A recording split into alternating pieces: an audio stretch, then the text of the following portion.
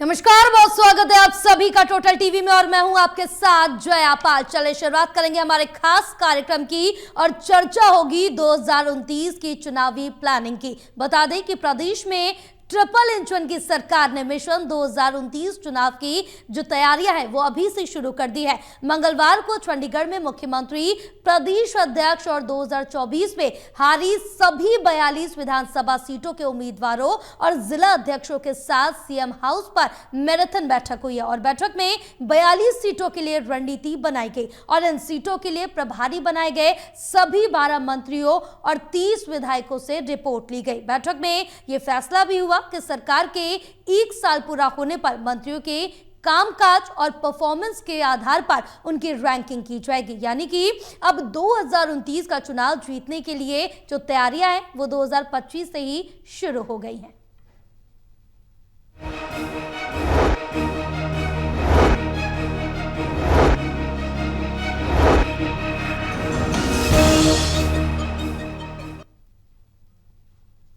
तो इसी को लेकर आज चर्चा करेंगे। हमारे साथ खास मेहमान जुड़ चुके हैं। वरिष्ठ पत्रकार वीरेंद्र सोनीचू हमारे साथ जुड़े हैं, associate editor doctor Mahesh Kumar हमारे साथ जुड़े हैं, एसोसिएट एडिटर देवेंद्र कथुरिया हमारे साथ जुड़े हैं। हमारे खास कार्यक्रम में आप तीनों का बहुत स्वागत है। इसी पर चर्चा करेंगे, लेकिन उससे पहले दिखाएंगे एक रिपोर्ट।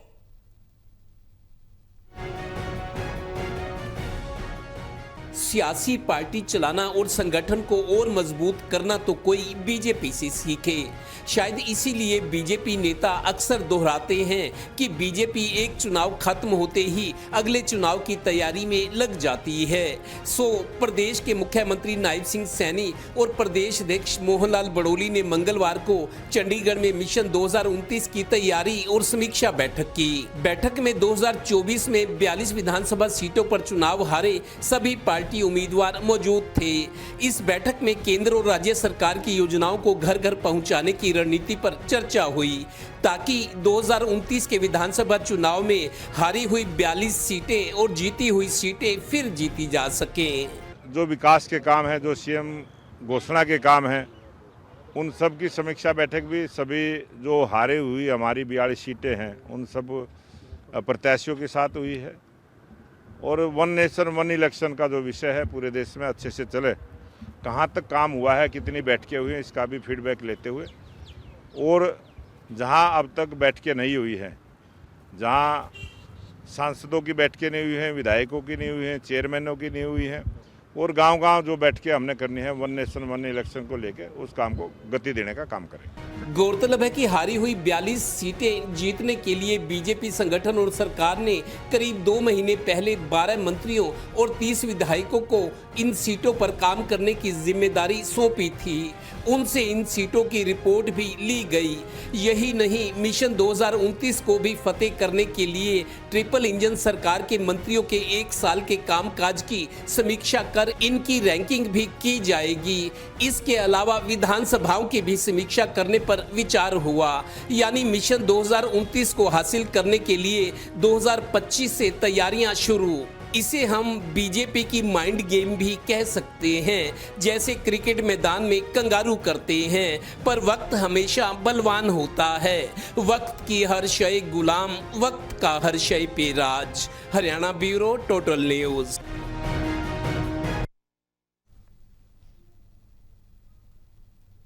चलिए चर्चा की शुरुआत करेंगे। देवेंद्र, सबसे पहले मैं आपके पास आऊंगी क्योंकि अब जिस तरह से हम हमेशा से जिक्र करते हैं बीजेपी का, तो एक ही बात दिमाग में आती है क्योंकि बीजेपी 24/7 चुनावी मोड में रहती है और इस बार भी कुछ यही देखने को मिल रहा है क्योंकि अब हरियाणा बीजेपी की जो प्लानिंग है 2029 की, वो 2025 से शुरू कर दी है। देखिए जया, किसी पार्टी की अगर सरकार हो तो सरकार चलाना कोई आसान नहीं होता। लोगों को रिजल्ट देने होते हैं, पब्लिक में जाना पड़ता है, विपक्ष भी मुखर होता है। एक तरफ तो सरकार चलानी पड़ी और दूसरा संगठन जी, इतना मजबूत संगठन के नाम पर बीजेपी के पास पूरी फौज है। कभी भी कोई मीटिंग हो, बहुत सारे लोग होते हैं। कोई पार्टी देश की इतनी मजबूत और इतनी एक्टिव नहीं है जितनी बीजेपी पिछले कई सालों से चल रही है, जब से 2014 के बाद से जी। तो आज भी मैराथन मीटिंग हुई है। दरअसल कई मुद्दों पर चर्चा थी। आज 19 तारीख है। 19 तारीख की मीटिंग को मेरे ख्याल लगता है 5-6 दिन पहले ये प्लानिंग हुई थी कि 19 तारीख को सीएम हाउस पे मीटिंग होनी है जी। जैसा प्रधान जी बता रहे थे प्रदेश के कि 1 नेशन 1 इलेक्शन की बात है, वहां गांव-गांव लोगों के मिलना है, फीडबैक लेना है। 42 सीटें जो हारी हैं उनको जीतना है, उनके लिए 12 मंत्री 30 विधायकों की ड्यूटी लगाई गई थी। आज से 1.5-2 महीने पहले उनको जिम्मेदारी दी गई थी। वो वहां घूम आए हैं, उनकी रिपोर्ट क्या है, स्थिति क्या है, उनकी रिपोर्ट ली गई। और एक बड़ा काम जो अब होता हुआ लग रहा है, जिसकी मैं बात भी उठाता रहा हूं, मनोहर लाल जी 2 कार्यकाल पूरा कर गए, थोड़ा सा पहले उनको रिप्लेस किया गया, तो लगभग 9-9.25 साल मनोहर लाल भी रहे मुख्यमंत्री। हरियाणा में ऐसा कभी नहीं हुआ था कि मंत्रियों के कामकाज की समीक्षा, उनकी रैंकिंग की जाए, जैसे खेल के मैदान में खिलाड़ी की होती है या बिजनेस में जो ऑर्गेनाइजेशन होती हैं जो अच्छा काम करता है, उनकी बिजनेस, बड़े बड़े बिजनेसमैन पूंजीपतियों की रैंकिंग होती है कि इस साल या इस वित्तीय वर्ष में कौन नंबर 1 रहा, नंबर 2 रहा। तो हरियाणा में जो सरकार रही है उनकी रैंकिंग अभी तक मेरे को लगता है, हम उम्मीद कर रहे थे, मांग भी कर रहे थे, ऐसा होना चाहिए ताकि विधायकों पर या दूसरे लोगों पर जिम्मेदारी है तो मंत्री पद लेने वाले लोग भी बताएं कि उन्होंने डिलीवरी क्या दी, लोगों का सेटिस्फेक्शन लेवल क्या है, उनके प्रयासों से, उनके काम से लोगों की जिंदगी कितनी आसान हुई है, भ्रष्टाचार कितना कम हुआ। तो ये मीटिंग में इस पर भी चर्चा हुई कि 1 साल पूरा होगा जब ट्रिपल इंजन की सरकार को अक्टूबर में, क्योंकि अक्टूबर में बनी थी, मंत्रियों के कामकाज की समीक्षा की जाएगी, उनकी परफॉर्मेंस को रैंकिंग की जाएगी। और जैसा इसी प्रोग्राम में हमारे महेश जी साथी ने बताया था कुछ दिन पहले कि शायद 40-45 दिन में रिशफलिंग भी हो सकती है कैबिनेट में, उस तरह की चीजें मेरे को लगता है उसकी भी संभावना बनी हुई है। अगर 1 साल पूरा होने पर मंत्रियों के कामकाज, पब्लिक कितनी खुश है उनसे, उन्होंने जिम्मेदारी कितनी निभाई है, अपने विधानसभा में कितना लोगों से मिले हैं, उनकी बात सुनी है, सदन में बात उठाई है, तो मंत्रियों की रैंकिंग होगी, ये भी बहुत अच्छा कदम है। इससे उन पर जवाबदेही उनकी बढ़ेगी।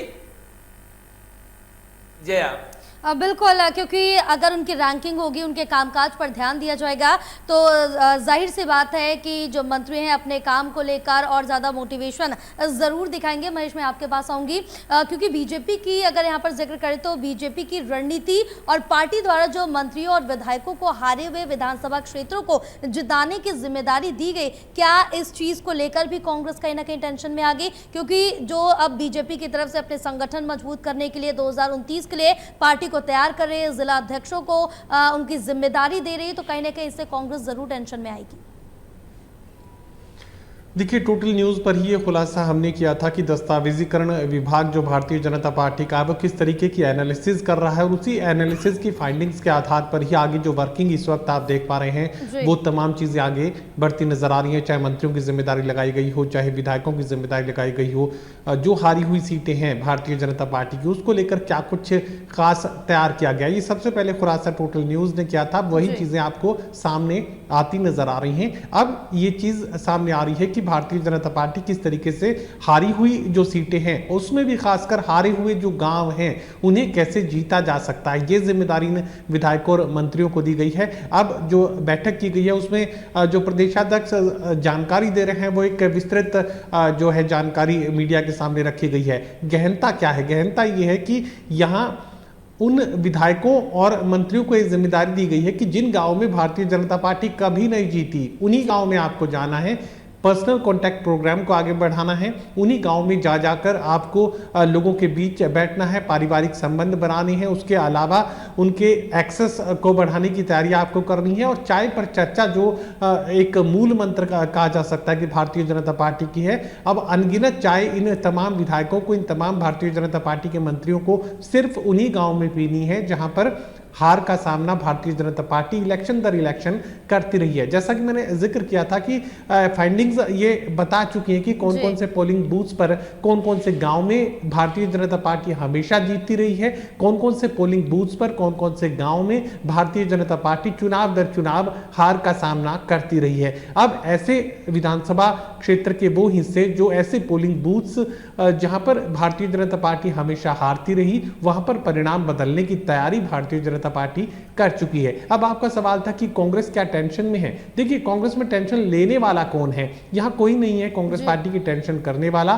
कांग्रेस जो अगर समग्र रूप से पूरे हरियाणा प्रदेश में कांग्रेस पार्टी के संगठन को समझने की कोशिश की जाए, भले ही यहाँ पर जिलाध्यक्षों का जो नाम है वो घोषित कर दिया गया, वो 32 जिलाध्यक्ष बना दिए गए, लेकिन यहाँ ये भी जानकारी सामने आ रही है कि जिलाध्यक्षों में ऐसे भी थे जिन्होंने नाराजगी पार्टी से जाहिर कर दी और ये कहा कि वो तो जिलाध्यक्ष बनना नहीं चाहते थे, वो तो प्रदेश में जिम्मेदारी चाहते थे, लेकिन उन्हें जिले की जिम्मेदारी सौंप दी गई। कुछ जिलाध्यक्ष ऐसे भी हैं जो जीतने के बाद कांग्रेस के कार्यालय तक नहीं गए हैं, यानी जिलाध्यक्ष की जिम्मेदारी तो ली, लेकिन उसके बाद अब तक भी कांग्रेस भवन जो अलग अलग क्षेत्रों में, मैं तो हिसार का ही जिक्र कर लेता हूं, यहां तक भी अपने कार्यालय तक जाने की जहमत उन नवनियुक्त जिलाध्यक्षों की तरफ से नहीं उठाई गई है। तो ये मानकर चलिए कि कार्यशैली किस तरीके की रहेगी। अब ये भी आपत्ति है कि ग्रामीण का जो जिलाध्यक्ष बनाया गया उसके साथ बैठकर शहरी जो जिलाध्यक्ष है वो कामकाज कैसे करेगा, उन्हें लेवल जो बराबरी का है वो नजर नहीं आ रहा। तो ऐसे में आप समझ सकते हैं कि किस तरह की कार्यशैली इस वक्त कांग्रेस पार्टी में बनी हुई है। स्थिति तब भी विस्फोटक थी, स्थिति अब भी विस्फोटक है। जो समग्रता, जो एकजुटता कांग्रेस पार्टी में दिखनी चाहिए थी, अब भी नहीं है। तो यहाँ कांग्रेस पार्टी की चिंता करने वाला कोई नहीं है सिवाय राहुल गांधी के। राहुल गांधी अपनी कोशिश जरूर कर रहे हैं। अब बिल्कुल राहुल गांधी जिस जोश के साथ अपनी कोशिश कर रहे हैं, बहरहाल वो कितनी सफल होगी वो तो आने वाला वक्त ही बताएगा। वीरेंद्र जी, क्योंकि बीजेपी ने राज्य के उन सभी 42 विधानसभा क्षेत्रों में 12 मंत्री और 30 विधायकों को प्रभारी बनाया जहां साल 2024 में बीजेपी चुनाव हारी थी। अब वहां पर अपने आप को, अपनी पार्टी को मजबूत करने के लिए पुरजोर कोशिश कर रही है बहरहाल। और ये भी कहा गया जो हारे हुए विधायक थे उनको ये जिम्मेदारी देकर उनका तो मनोबल बढ़ाने का काम किया। इसके साथ साथ अब जिस तरह से रैंकिंग की बात कहकर जो जीते हुए विधायक है उनका भी हौसला अफजाई कर रही है।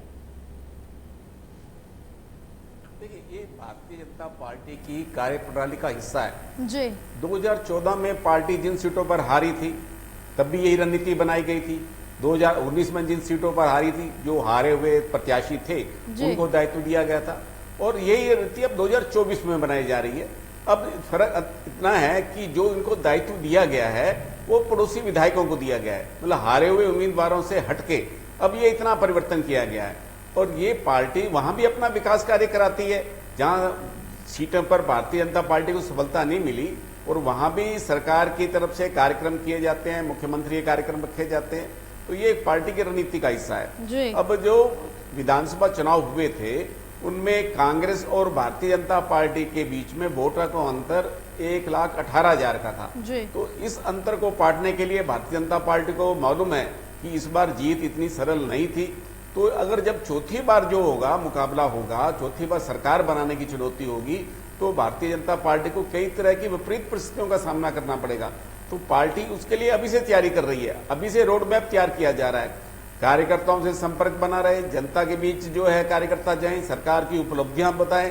तो इस तरह का एक पार्टी का पहले से अभियान रहता है। और आज जो पार्टी ने तय किया, हर वर्ष कार्यक्रम रहता है सेवा पखवाड़े का। इस बार भी 17 सितंबर से 2 अक्टूबर तक गांधी जयंती तक सेवा पखवाड़ा मनाया जाएगा। तो पार्टी इस तरह रचनात्मक कार्य करती है। तो पार्टी के कार्यक्रम निरंतर चलते रहते हैं ताकि कार्यकर्ता सक्रिय रहें, कार्यकर्ताओं में गतिशीलता बनी रहे, संगठन जो है नजर आए, संगठन की गतिविधियां नजर आए। तो इसलिए भारतीय जनता पार्टी का कार्यक्रम चलता रहता है। लेकिन हाँ, भारतीय जनता पार्टी को चुनौतियां भी आती हैं, कार्यकर्ताओं में मतभेद भी होते हैं और महत्वाकांक्षाओं का टकराव भी होता है। तो वो काम अपनी जगह चलता रहता है, पार्टी का अभियान अपनी जगह चलता रहता है।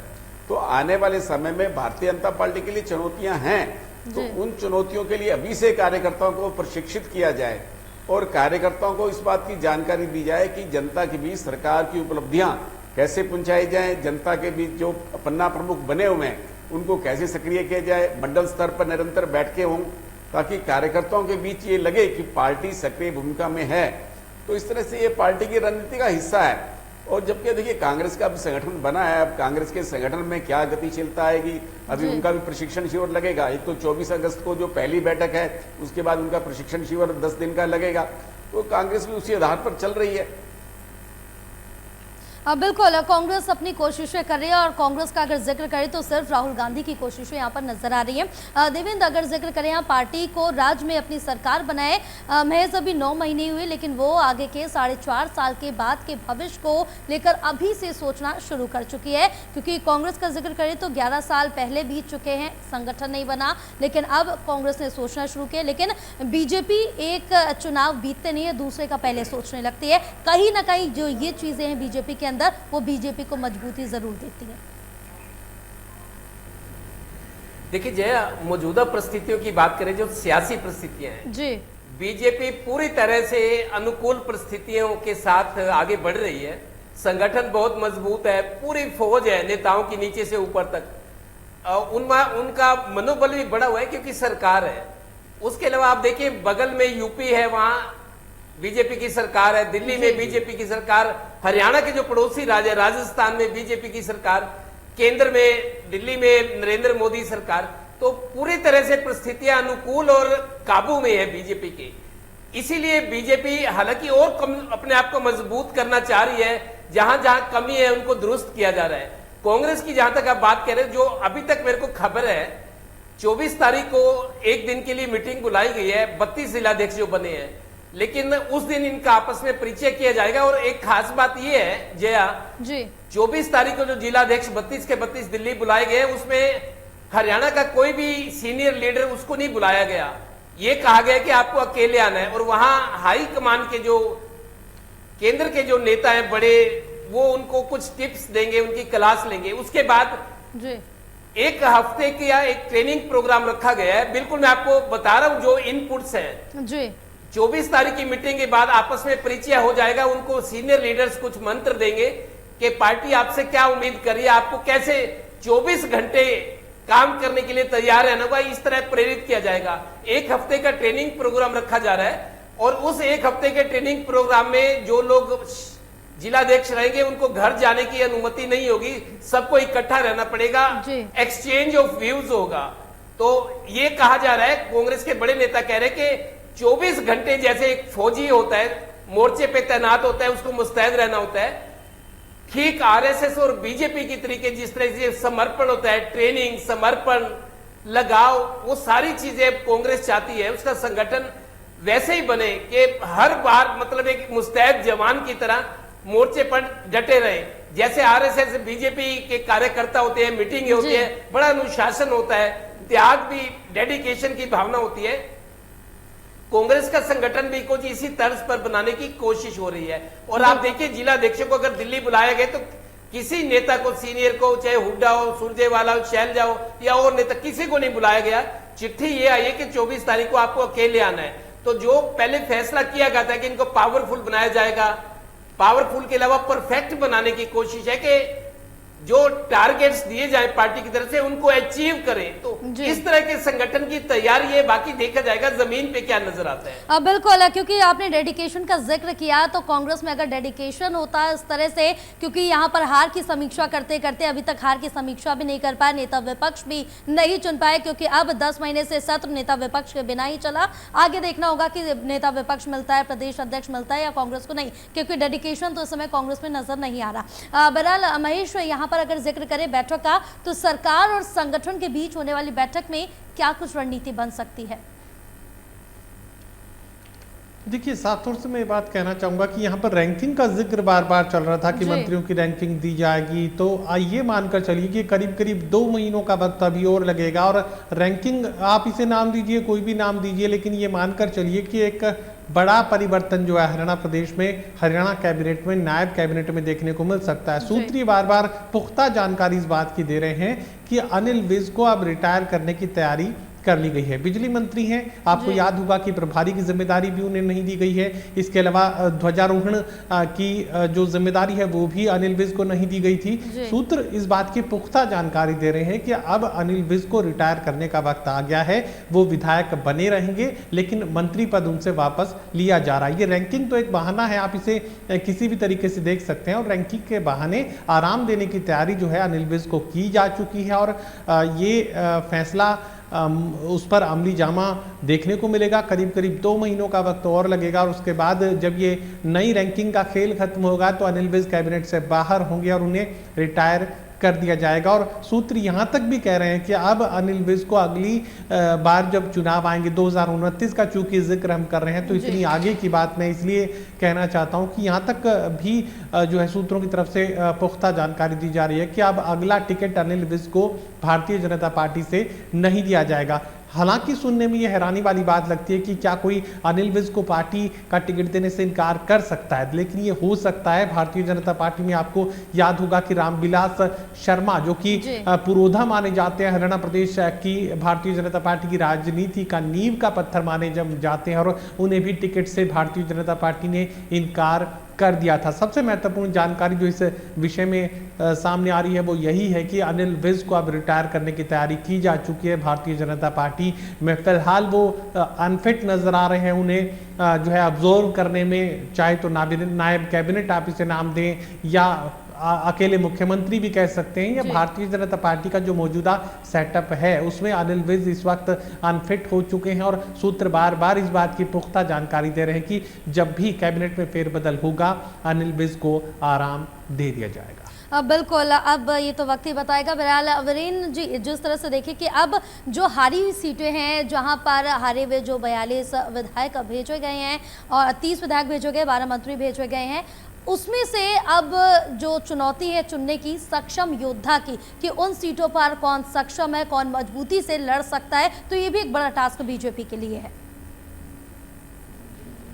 देखिए, भारतीय जनता पार्टी में ये अभी तय नहीं होगा कि किसको चुनाव लड़ाया जाना है। हाँ, पार्टी के पीछे, पर्दे के पीछे से नेतृत्व तैयार किया जाता है ताकि ऐसे लोगों को आगे लाया जाए। तो ये सब जातीय समीकरण के आधार पर होता है। और देखिए, टिकटों की लड़ाई तो रहती है, सभी की महत्वाकांक्षा रहती है। अब पार्टी का क्या आगे रोड मैप रहता है, पार्टी युवाओं को और अनुभवी चेहरों को प्राथमिकता देगी। अब पार्टी देखिए, मनोहर लाल जी को केंद्र में भेजने के बाद पार्टी ने हरियाणा के स्तर पर नया अध्यक्ष बनाया और नए मुख्यमंत्री बनाए, तो एक नई टीम तैयार की है। तो ये एक नई टीम अभी कितनी सक्षम है, उनको अब आने वाले समय में अभी कोई विशेष चुनौती का तो सामना करना नहीं पड़ रहा। और ऐसे में जहां तक एक बात है, महेश जी की जानकारी को मैं उसको दुरुस्त करना चाहूंगा कि अनिल विज को यमुनानगर में जो है ध्वज फहराने की जिम्मेदारी दी गई थी। उनको यमुनानगर में उनकी ड्यूटी लगाई थी। पहले उनका राज्यपाल के साथ कार्यक्रम था, फिर बाद में पार्टी ने, उस सरकार ने उनको यमुनानगर में इस बात की जो दायित्व दिया गया था। और जहां तक ये बात है कि अब जो नए चेहरे आएंगे पार्टी में, अब नया संगठन बनेगा, नए प्रदेश अध्यक्ष आएंगे, नए महामंत्री बनेंगे, तो नई टीम तैयार होगी। तो उस नई टीम के अंदर किन किन लोगों को महत्व दिया जाता है, तो जातीय समीकरण के हिसाब से भारतीय जनता पार्टी अपनी रचना करती है। उस रचना के आधार पर नया नेतृत्व तैयार किया जाता है। और पार्टी पहले से युवाओं को आगे लाने की पक्षधर रही है ताकि नया नेतृत्व तैयार हो और नए लोगों को प्राथमिकता मिले। और उसके साथ साथ जो अनुभवी है वो मार्गदर्शक की भूमिका में रहते हैं। तो ऐसे में भारतीय जनता पार्टी का हमें निकट भविष्य में नया स्वरूप दिखाई देगा। बिल्कुल, निकट भविष्य में जो बीजेपी, अगर अभी हम प्रेजेंट टाइम की बात करें तो तैयारियां बीजेपी की 2029 के अभी से शुरू हो गई हैं। बहरहाल आप तीनों का पूरी चर्चा के लिए बहुत शुक्रिया, क्योंकि अब जिस तरह से देखें कि बीजेपी 2029 की जो तैयारी है वो अभी से शुरू कर चुके हैं, यानी कि अभी 9 महीने का वक्त बीता है और अब अगले 4.5 वर्ष बचे हैं बीजेपी के लिए, यानी कि अपने संगठन को, अपनी पार्टी को जो मजबूती देनी है, जो रणनीति बनानी है, वो कहीं ना कहीं अभी से शुरू कर चुकी है बीजेपी। क्योंकि 42 सीटें थी जिन पर चुनाव हारी थी, अब उन्हीं पर मजबूती से आगे बढ़ रही है। अपने मंत्रियों, विधायकों को, हारे हुए जो विधायक थे उनको भेज चुकी है उन जिलों में, उन विधानसभा में जहां से पार्टी को मजबूती मिल सके।